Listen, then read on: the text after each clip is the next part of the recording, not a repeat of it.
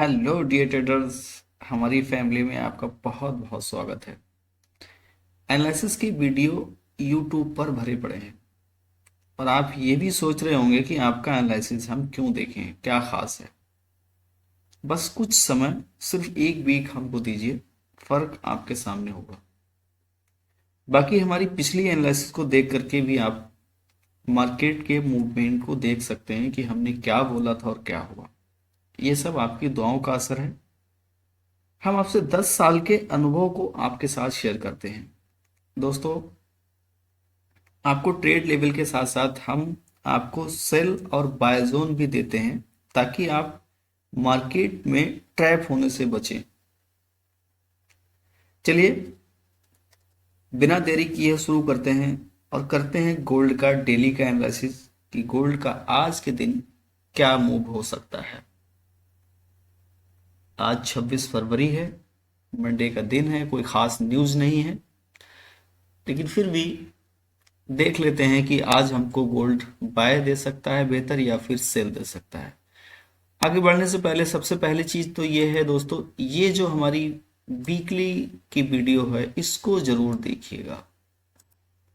ये जो हमारी वीकली की वीडियो है इसको जरूर देखिए। बहुत क्लियर और बहुत साफ इसमें हमने कोशिश की है आप लोगों को जोन टू जोन बताने की कि क्या मार्केट का मूवमेंट इस वीक हो सकता है। चलिए चलते हैं चार्ट की तरफ। सबसे पहली चीज तो ये, मैंने यहाँ फैब यूज कर रखा है दोस्तों। D1 के चार्ट को हमने ओपन कर लिया था। सबसे पहले हम समझने की कोशिश करेंगे कि हमारे D1 में गोल्ड क्या कह रहा है। अब हमको जानना है अगले दिन का, नेक्स्ट दिन का कि क्या मूव हो सकता है। तो पिछले दिन की जो कैंडल है उसको हम देखने की कोशिश करते हैं। सबसे पहले फैब की बात करें तो जो पिछले दिन का मूव था उसको बुलिश मार्केट ने काफी बुलिश, स्ट्रॉन्ग बुलिश उसने कैंडल को बना करके रखा है। लेकिन इसमें आप देखिए कि मैंने इसको फैब यूज किया तो इसका लगभग 50-60% 2026 और 2029 का एरिया बनता है, जो कि रिट्रेसमेंट करके और मार्केट अपसाइड जा सकती है। लेकिन सबसे पहली चीज है आपको यही ध्यान रखनी है। पहले मैं इसको हटा देता हूं। मार्केट का देखिए आप, सबसे पहली चीज तो जो फ्राइडे की कैंडल थी उसने इस इतनी बड़ी ऊपर से जो रिजेक्शन मिली थी, जो बेरिश साइड की कैंडल क्लोज हुई थी, थर्सडे वाले दिन की बात है, तो उस कैंडल के अपसाइड यानी इस वीक के अपसाइड ही उसने क्लोज किया है। इसका मतलब है कि बाइंग प्रेशर काफी हाई था। लेकिन एक चीज ये भी देखिए कि रिजेक्शन भी उसको उतना ही मिला है जितना कि यहाँ से अपसाइड में मूवमेंट के लिए मिला। यानी कि जो भी सेलर का जितना प्रेशर रहा उतना बायर का भी रहा, लेकिन कहीं ना कहीं बायर इसमें इसलिए मजबूत रहे क्योंकि कैंडल क्लोज बुलिश साइड हुई है और बॉडी जो है वो काफी बड़ी है। अब ये डे 1 से हमको क्या अंदाजा लग रहा है कि मार्केट क्या कर सकती है।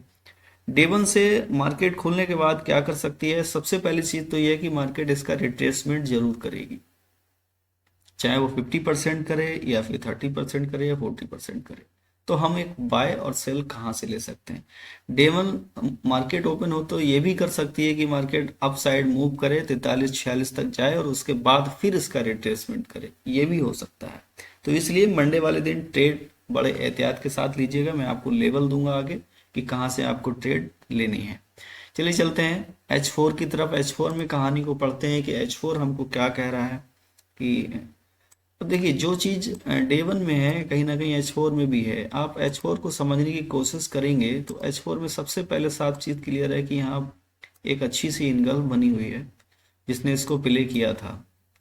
अब इनगल्फ बनने के बाद ये मार्केट जब अप साइड मूव की है तो लगभग आप मान के चलिए कि इसका रिट्रेसमेंट का जो एरिया है उसी हिसाब से 28 और 27 के एरिया में बन रहा है।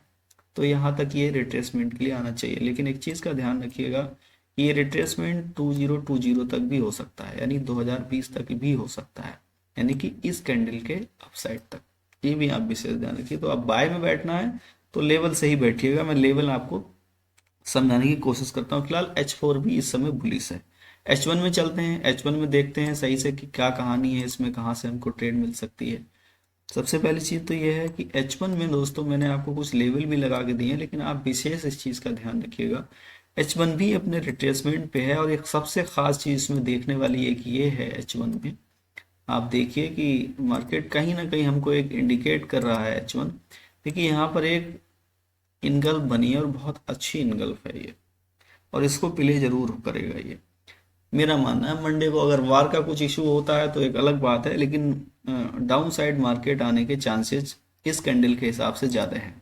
रिट्रेसमेंट के हिसाब से मैंने ये जो लेवल दिया है, इस लेवल पे ये वीक जोन है बाइंग का। तो इसमें जहाँ तक मेरा मानना है तो वीक जोन है, तो आप इसमें अगर छोटा सा एसल लगा करके आप बाय में बैठना चाहते हैं तो बैठ सकते हैं, लेकिन ये एसल हंटिंग जोन है, इसमें आपका एसल लग भी सकता है।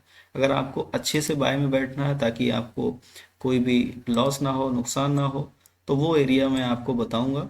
वो इस एरिया में भी आप बैठ सकते हैं। ये एरिया है 2018 का और 2014-15 का एरिया है। फिर यहाँ से भी आप इस जोन से भी बैठ सकते हैं, 27 और 24 के एरिया से। बाकी और बेहतर जोन टू जोन मैंने आपको आपके लिए लगा के रखे हैं, वो आप कहाँ से बैठ सकते हैं ये है। इसका आप स्क्रीनशॉट ले लीजिए। सबसे पहली चीज़ तो ये है कि हम सेल मैजिक बॉक्स और बाय मैजिक बॉक्स, अगर आप हमारे नए व्यूअर्स हैं तो मैं इनके बारे में थोड़ा सा जल्दी से जल्दी बता देता हूँ आपको। सेल मैजिक बॉक्स आपको इस एरिया में, इस जोन में जब मार्केट आती है तो यहाँ पर आपको बाय नहीं करनी है। सबसे पहली चीज, बाय में आपको कब बैठना है, जब मार्केट आपकी क्लोजिंग कर देती है 2065 से ऊपर, तब एक रीजन देख करके बाय में बैठना है।